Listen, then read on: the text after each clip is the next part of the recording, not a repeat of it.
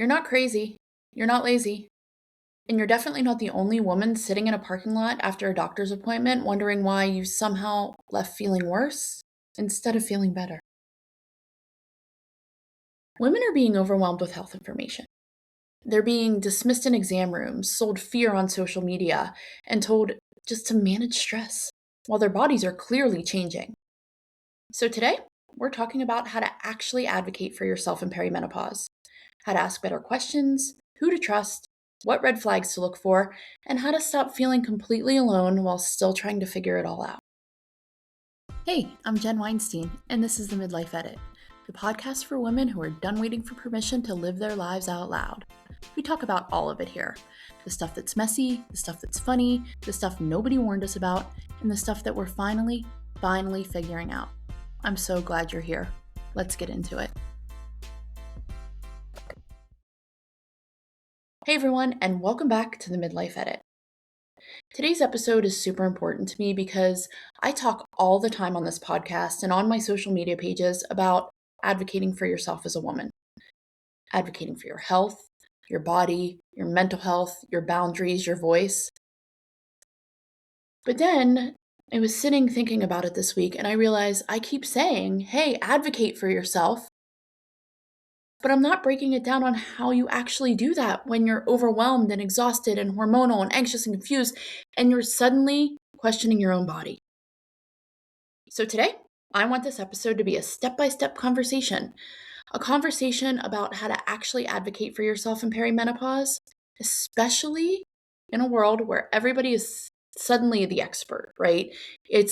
And I've talked about this before, how it's almost like it's this new trend. Perimenopause is a trend when really we've been dealing with it since the creation of women. So honestly, I just want to talk about how to advocate for yourself from somebody who has done that in her own life. Because women are getting hit from every direction right now, right? You open your phone, and you're doom scrolling on TikTok, and somebody tells you that your hormones are destroyed. But then on Instagram, somebody says it's cortisol. And then somebody else says that you need 14 supplements, and someone says your gut is broken. And then you've got this person over here saying that you need HRT immediately, but somebody else is telling you, no, absolutely don't do that. And meanwhile, you're sitting there, and if you're doom scrolling, you're already fucking exhausted and you just want to shut your brain off, but then you're anxious and you're not sleeping, and maybe you're gaining some weight or feeling super ragey. Maybe just feeling disconnected from yourself because all you're doing is just trying to figure out what the hell is happening to your body. So you're doom scrolling and all of this information and you don't know what to believe. So you finally just say, fuck it, I'm going to make a doctor's appointment, right? And you get that courage up to go to the doctor. And if it's a PCP, maybe it's an appointment you get that week. In some cases, I don't know about the area that you live in, but if it's with an OB GYN, sometimes they're booked for a month or 2 months out. And then you go to the appointment and you leave and you feel even more defeated. Not always, but sometimes. And from the feedback that I'm getting from a lot of you, it's happening more often than not right now. So this episode, it's not about bashing doctors, and it's not about pretending wellness influencers have all the answers either. But it's going to be about learning how to stay grounded and informed and connected to yourself while navigating through all of this. So let's get the legal part out of the way. I'm not a doctor. I'm not a health expert. I'm not telling you what you should be taking or what to do. I'm going to sit here and tell you how to advocate for yourself from somebody who is navigating all of this on her own too, I have spent a lot of time trying to figure out what's real, what's helpful, and what is just marketing itself as like a disguise for empowerment or like that pink tax, right? So I'm coming from a place of friendship and a place of sisterhood, trying to tell you that, hey, you need to advocate for yourself, and here's how to do it.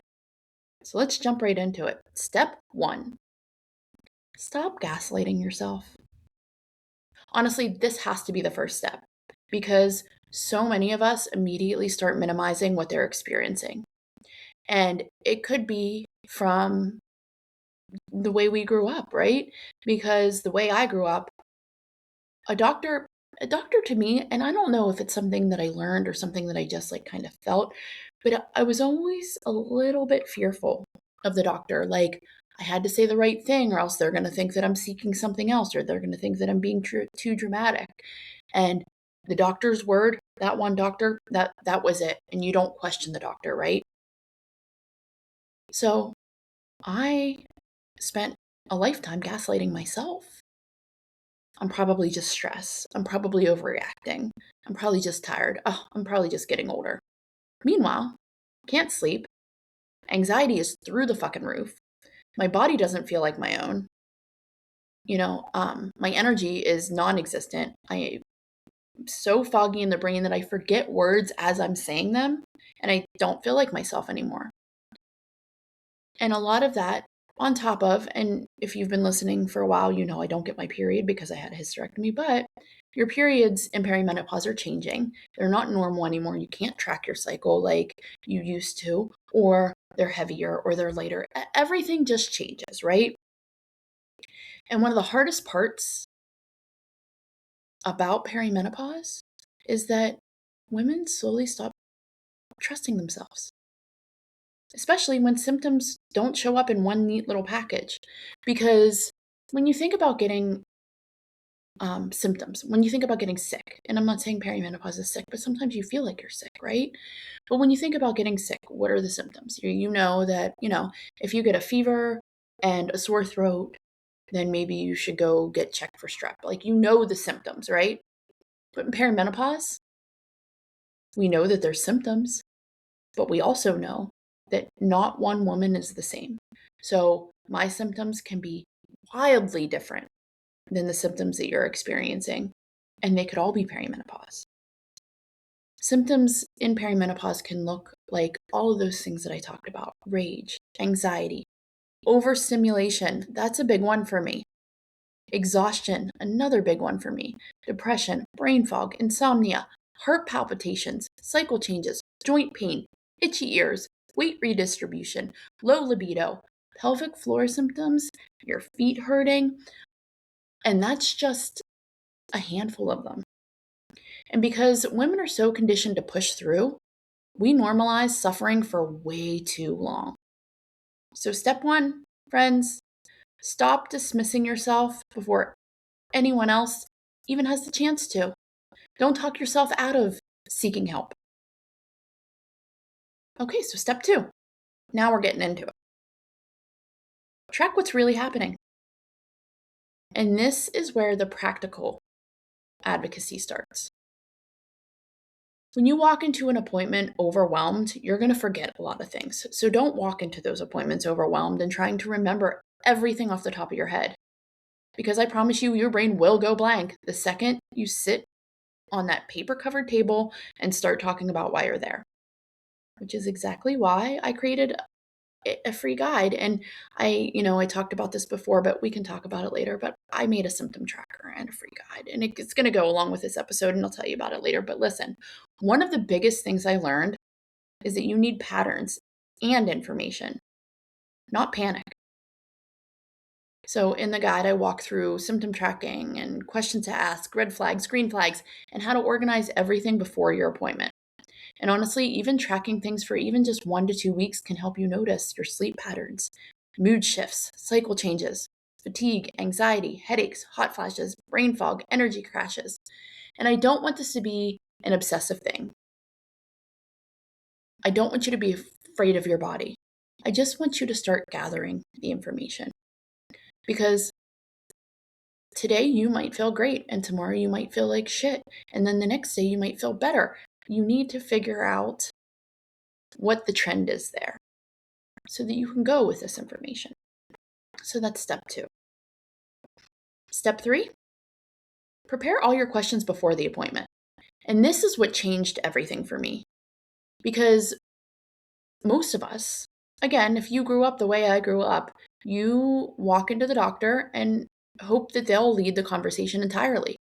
And, it's kind of annoying because you go to the doctor, you get there, you do the intake, they call you back, the nurse is there. She asks you all the questions. You go over everything. And then the doctor comes in and they ask you all the same freaking questions, right? And you're like, I just answered all these questions. And it can get exhausting. But honestly, if you don't have them written down and ready to talk about, you're going to forget them. But the same thing with questions. And appointments are short, especially in the insurance based systems. And this is something that I want to talk about honestly and carefully because I don't think that most doctors are bad people. I truly, truly don't.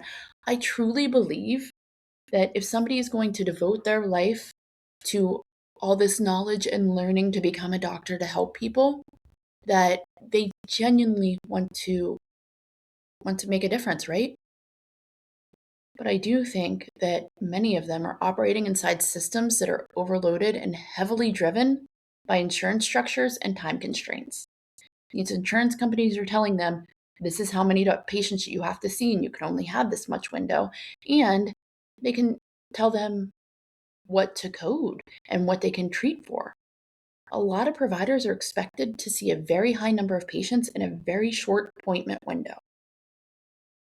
And when you're trying to explain exhaustion, mood changes, hormonal shifts, anxiety, sleep problems, weight changes, brain fog in 15 minutes, it's very easy to leave feeling unheard because 15 minutes, I won't even get through half of that list, right? So this is why preparation really, really, really matters. Bringing questions like, could this be perimenopause even if my periods are still regular? Or what are my options? Or what labs are you running and why? That is a big one for me because it was always like, I'm going to run labs. And I'm like, cool, here's my arm, take the blood. I never knew why certain doctors were running certain labs and what they meant, right? Ask questions like, what happens if this approach doesn't help? Or who should I see if this isn't your specialty? Those kinds of questions change the conversation entirely. Step 4. This is the conversation that we need to have. Understand the difference between insurance-based care and self-pay care. And this is where a lot of women get confused.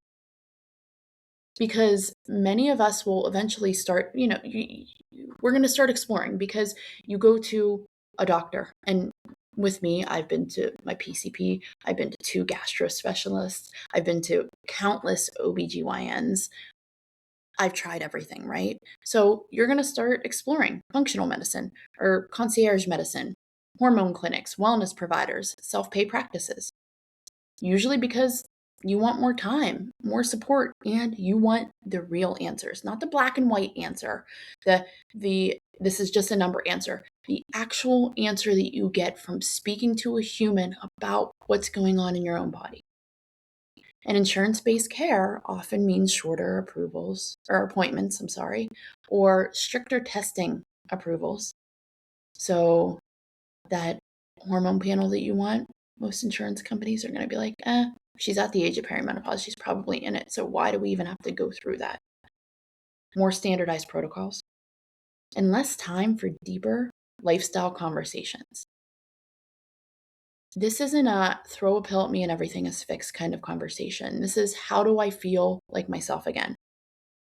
And listen, I'm not trying to, again, bash doctors. I'm not saying that it's bad care because there are incredible doctors in traditional systems for a lot of things. But when we go and we're talking about perimenopause, number one, unless they're specializing in that field, they get very, very little training on it. Did you know? Fun fact, there was more research on Viagra than there ever has been on perimenopause. Let that sink in for a minute. And I'm not saying that these doctors don't want to help because again, I truly believe that they want to they want to, but in their traditional schooling, they're not getting this. And so we all leave feeling rushed, right? We're feeling rushed and gaslit by the system, thinking, oh, well, I'm just getting older and I'm just gonna have to deal with this. So let's go on the flip side. Self-pay providers often offer longer appointments. individualized conversations, deeper lifestyle support, and expanded testing options. And for a lot of us, that feels validating and refreshing. So, from my experience, after all of those doctors, when I found the functional medicine nurse practitioner that I'm seeing now, she did all of the tests, all of the blood tests that I should have done. She did a stool test. She did a cortisol type test where I spit in tubes. I mean, like, the testing was a lot and intense, but she went deep. And I also want to have a really honest conversation about insurance based versus self pay care when it comes to what we're kind of taught. I don't even know. It's not really taught, it's just what the norm is right now is okay, you get health insurance and the doctor accepts your health insurance, so that's who you go to, right? So it's very sh- strict guidelines on who you can see in network and who you can't. And if you are out of network, then you're paying all of this money. I think a lot of people immediately assume that self pay means too expensive. Listen, I really want to talk about this a lot deeper, or you can do your own research on it. But in reality, sometimes paying up front for longer appointments or more personalized care or the right specialist can actually save you money, a lot of money, and time and frustration in the long run. But because insurance kind of covers something up front doesn't always mean that you won't end up paying for it later through multiple appointments. Like you're still not feeling good, so you're going to go back and you're going to get on this different medicine, or they're going to do this different test instead of doing it all together, or copays, or medications, rushed care, repeated testing, or years of symptoms that were never fully addressed in the first place. And I am such a big example of this, right? My PCP, who she's wonderful, and unfortunately she's no longer in the area, so I don't see her anymore, but she really wanted me to get answers. I will say that she really really tried. So we went to multiple GI specialists, but that means two endoscopies and a colonoscopy later that sure, insurance kind of paid for up front, but I'm still paying the deductible for everything, right? And then medicines and appointment time.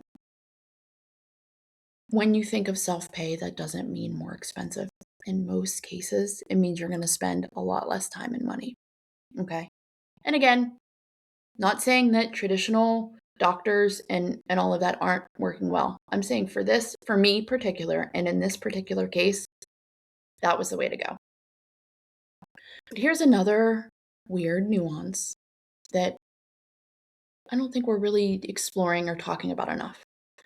This wellness industry trend, because the wellness industry is profiting from women's fear. And we've talked about that before too, right? They're saying, oh, you don't need X, Y, and Z. You just need this supplement. And I love supplements. I'm on supplements for some gut things, but I'm not on them just because I was scrolling through Instagram at 3 o'clock in the morning and some younger, prettier, more fit woman tells me that I need to buy them, right?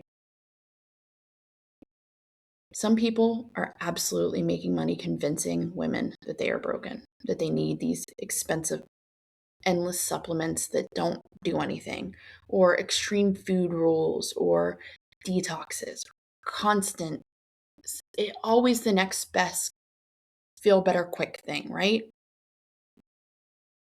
And so, honestly, there are so many of us that are becoming more anxious trying to fix ourselves. So, advocating for yourself also means learning discernment, not panic, not blind trust, just discernment. So, step 5, find providers who make you feel seen. This part matters so much. So much. I've seen, I, I, I don't even know if I could write down all the different doctors that I've seen throughout my life. And this has been, for my endometriosis and women's care part things. But now, too, it's just like, I don't feel good. And that's not normal. And I don't want to continue to live that way. So I'm going to find somebody who's going to listen. And I did. Somebody who's genuinely helped me. Her name is Joanna. She is a nurse practitioner. And I'm going to link her stuff in the show notes. Her company's called Blair Wellness and Weight Loss, but it's not a weight loss clinic. I mean, it is. I'm not saying that. But she is very, very, very good at perimenopause and HRT and all of the things that are happening with our bodies right now. So I'll link her in the show notes. But one of the reasons I wanted to mention her specifically is because she actually listens. She takes time with me. She doesn't come in and act like she knows everything. She looks at the full picture, like the whole thing. And honestly, after all of the rushed appointments that I've had, being listened to feels so life changing. It's not her telling me what to do, it's us figuring out together. We're going through my symptoms, we're going through how XYZ made me feel. And yeah, I said about strict diets. I am on a strict AIP protocol right now, which is really going well. Actually, I feel pretty good. And that's only because I have endometriosis on top of perimenopause and a whole bunch of GI problems. So that's why I'm doing it. I'm not doing it just because somebody said, oh, you should do this and it's going to make you feel better. It's because we've done looking at my labs and all of my symptoms and everything else. But she has a partner. Her name's Jenny. Joanna is about to have a baby, so Jenny's also taking patients right now, and I'll link all of their information in the show notes because I know a lot of you are searching for support. It may work for you, it may not. But again, this isn't me saying that traditional medicine is bad and self pay is automatically good. I just think that we deserve providers who make me feel or us feel informed and not crazy. And they don't just dismiss you because the next appointment's waiting in the hallway and the insurance company is saying that they have to, or they're not just giving you this pill because that is the pharmaceutical company that is giving them a kickback. It happens. I know there's supposed to be laws and rules and everything else about it, but it happens. So just do your research. Okay. Step 6. Don't ignore pelvic floor health. And this is something that I haven't talked about a lot on here, which shame on me, because my sister, Dr. Taylor Edmiston, is a pelvic floor physical therapist. And watching her grow her practice, and she has her own practice, and she is so knowledgeable about this that it's changed the way that a lot of women see things and how they're living their life postpartum, but also perimenopause and menopause and postmenopausal women. There are so many things that we don't know that we need to know about this area, about pelvic floor health. And I think that we need to really start talking about this and the advocacy for the hormone replacement therapy if that's right for you, or if not, all these symptoms in perimenopause, all of women's health in general, because we've normalized feeling like shit for so long that we almost kind of ignore it. But friends, we don't have to silently live with it. So if you're experiencing things like leaking when you sneeze, we joke about it a lot. Oh, this is what kids do to me. I've had 4 kids, so when I sneeze, I pee a little. That's not normal, okay? Urgency to pee all the time, painful intercourse, pelvic pain, core weakness, postpartum changes. And there's a ton of menopausal pelvic floor symptoms when you feel like, yeah, and friends, I'm going to go there, when you feel like everything's falling out of you. Women, for the longest time, and they still are told that these things are just part of being a woman. I call bullshit. Because sometimes, yeah, they're common, but common does not always mean normal. You don't always have to feel like this. We talk about strength training, right? And how we need to strength train to get our body. But if you're strength training and you're peeing yourself while you're doing that, that is not okay. You need to find a pelvic floor specialist. And when I say this, it is like going to physical therapy. It is going to physical therapy, but it's not a if you find a pelvic floor specialist who claims to be somebody like that, who sits with you for 15 minutes and puts you on a heating pad and then sends you on your way, that is not what I'm talking about. I'm talking about the somebody like my sister, and I know I'm biased, but my sister's fucking amazing. Somebody like my sister who will get that hour-long appointment with you, who will physically put her hands, on your legs to move certain ways. She will do the work with you. She will explain why she's doing the things. She's not just going to say, come 3 times a week because that's what the insurance says. No, she's going to see you once or twice a month, but she's going to do the deep work with you. So I'm going to link her Instagram in the show notes too, because she shares a ton of educational information around pelvic floor health and honestly just women's health in general. Okay. So my last step in this whole thing, because you know me, I can go on rants for hours and hours, but step 7 is be careful who you trust online.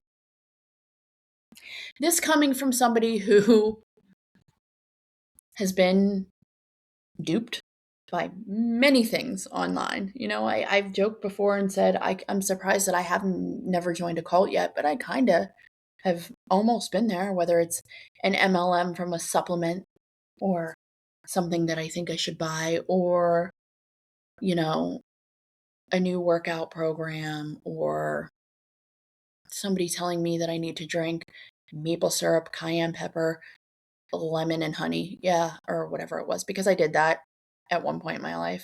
I'm easily influenced. That's why they call these people influencers, right?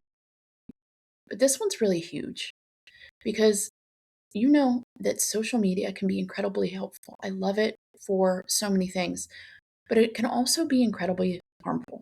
And we talk about it a lot of times with our kids, which, there's been studies done and everything else, how it can be harmful for them. But what about for us? What about for the generation above us? What about, I, my sister-in-law came in. She lives in Luxembourg. She came in to visit, and we went on a nice walk this morning, and we were talking about how our parents' generation is so easily not just influenced, but they believe the AI. Like a lot of these videos that are AI, or, it's scary. It's kind of scary what people are putting out, that people are believing. So please just be careful on who you're listening to. Don't order something on a whim because there's a yellow orange thing that popped up on TikTok Shop that says you should buy it when you really don't know what it is. I've seen so many ridiculous things. Um, the menopause and perimenopause, pee on a stick and you'll figure out what you're in. And guys, don't waste your money. That doesn't work. All of these different powders, these different greens powders, or boost your libido, or whatever it is, by somebody who doesn't have a degree in nutrition or pharmaceuticals or anything like that. They just decided they were going to put a bunch of shit together one day. There are some really fucking awesome creators out there sharing evidence-based information. But there are also people selling fear in aesthetically pleasing packaging, right? Like, it looks pretty, it looks legit, maybe it'll make me feel better. One of the sections of this guide that I made is literally called Before You Spiral on TikTok, because honestly, that spiral is real. So and again, I've done it. But here are some people that I personally think are worth following or learning from. Again, do your own research. I'm not a doctor. These women are. But there are some really awesome doctors right now. And the first one who I started listening to her after a podcast that she did with Mel Robbins. I think it was like a few years ago. But Dr. Mary Claire Haver, if you haven't read The New Menopause or The New Perimenopause, please go get it. She talks about how when she was coming up in the medical field, she got hardly any information on all of these things, and the doctors would call women who came in with these symptoms, WW. Oh, you have a WW in room 3. It's called a whiny woman. So she did her own research, and she's been amazing in kind of this influencing world of, here's this book, here's these symptoms, so go follow her. Dr. Stacy Sims, she's another one. Mel's had her on too, but she talks about like the strength training part of it. Dr. Jen Gunter, Dr. Kelly Casperson, they're all really great women who educate instead of just trying to scare you. But honestly, we're going through this whole freaking thing, and healing requires humor too, not just information. Some days your nervous system needs education, but other days it really needs to laugh. So, I'm going to tell you to follow my friend Beth Crosby at The Garbage Mom. She's hilarious and also so relatable when it comes to these perimenopause symptoms. And then you've got Melanie Sanders, who has started the We Do Not Care Club. And it's so inspiring because they remind women that they're not alone in this phase of life. And honestly, the We Do Not Care Club energy is something that more of us need. Less perfection, less performing, less apologizing for aging, just being ourselves. So I think one of the biggest things I've learned through all of this is that advocating for yourself is not about becoming the loudest person in the room. When you hear the word advocacy, or when you think somebody's an advocate, that's what you think, right? You think that they're standing up and which most advocates are, right? You need somebody to speak for you, be that loud person. But advocating for yourself in the medical aspect, going to the doctors and everything else, it's about staying connected to yourself long enough to recognize when something feels off. It's about asking questions, seeking support, learning that discernment, getting second opinions and third opinions and fourth opinions when needed, when you're not getting the answers, and understanding that you deserve care before you completely fall apart. I will say, you've got to do the work. There is no magic pill. There is not one size fits all for perimenopause. So if you've seen all these doctors and you continue to go because you just want somebody to fix you quickly, unfortunately, friends, that's not the answer here. The answer is, yeah, you do have to get outside and exercise once in a while, and you should strength train to keep your muscles and your bones healthy. And yeah, alcohol, not a really great thing for us right now. And we can't eat pizza at midnight and expect to wake up feeling okay. But if we put in the work, we're going to feel great ourselves, right? You're not dramatic for wanting answers, and you're not difficult for asking questions, and you're absolutely not crazy because your body changed. So, if this episode resonated with you, I did create that free guide. Free, I'm not selling anything. It's called She's Not Crazy, She's in Perimenopause. It is the resource that I think I needed when I was going through all these doctors. I still am using it now. So it's symptom tracking and appointment prep, questions to ask, red flags, trusted resources, all of it. You can grab it in the show notes.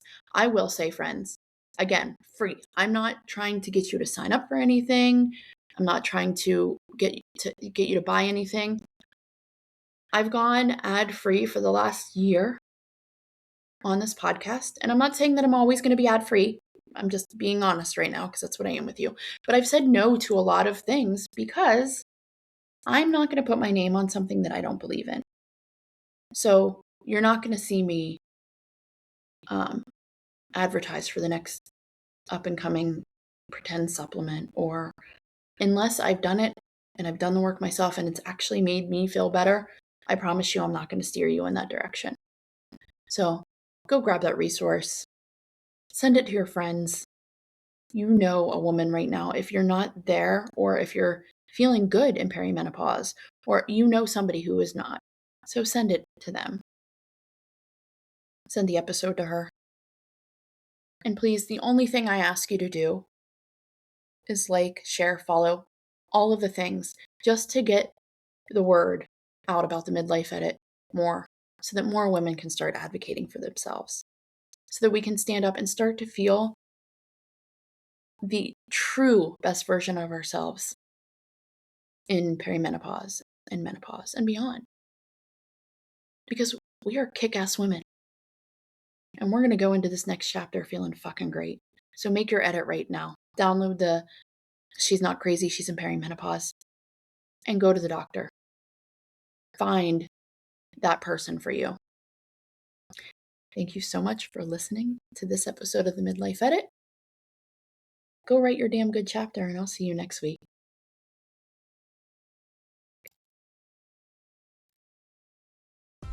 That's it for today, and honestly, I could keep talking, but I'll let you go. If this episode resonated with you, the best thing you can do is share it with a woman in your life who needs to hear it, because we all have that person. And if you're not already subscribed to my newsletter, The Backstage Pass, come join us. It's where I get a little more personal, a little more behind the scenes, and a little more honest than I probably should be. You can find the link in the show notes. Thank you so much for spending this time with me, and I'll see you next Tuesday.